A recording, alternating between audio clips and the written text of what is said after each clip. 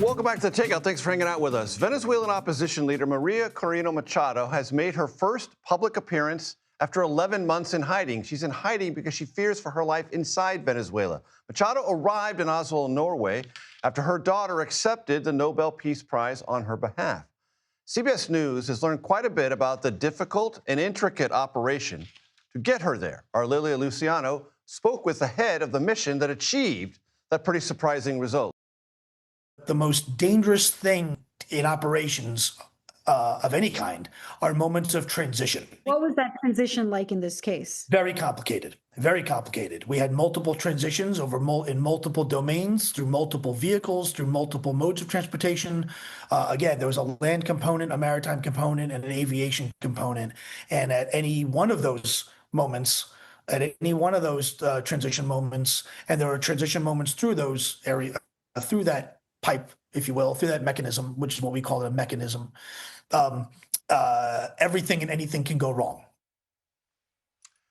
Now Lilia joins me from the CBS Broadcast Center to break it all down. Lilia, take it away. Well, Major, I was just so compelled by every single detail that Brian Stern told me about that exit. I had been thinking about that. I specifically was curious about the timeline. Of course, it's an incredibly complicated operation. What I know from what he told me is that it took, that María Corina Machado had to hide, had to be not just disguised, but hidden so that nobody would see her, that there were many checkpoints that she went through undetected without giving me too much detail. But my main question was, okay, she made it to Oslo. Why couldn't she make it to the actual ceremony? Her daughter had to read her acceptance address. This is what he told me. I don't look at this operation as getting Maria to a ceremony on time. I look at this as saving a freedom fighter's life, saving a mother's life. I don't look at it as making sure she, making sure she gets the Nobel Peace and all that other thing, all that. Certainly important.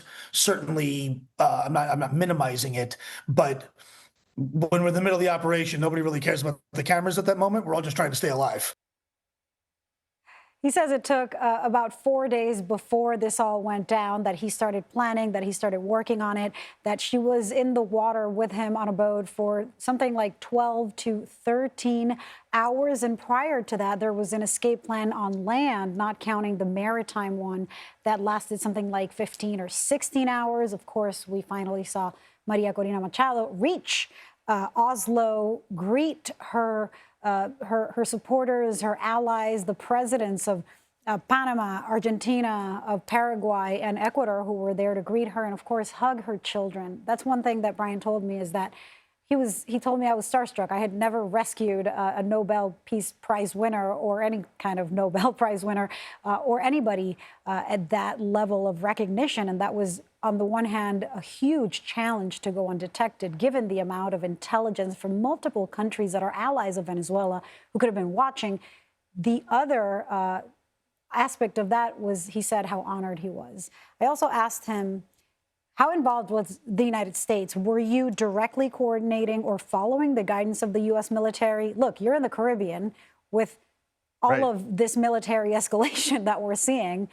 Were you coordinating? He said he would send information up, but that there wasn't any direct coordination. I also asked, did U.S. taxpayers pay for this? He said no. It was private donors. No U.S. officials paid for any part of this rescue. Important details. Lilia Luciano, great stuff. Really love it. Thank you so very much.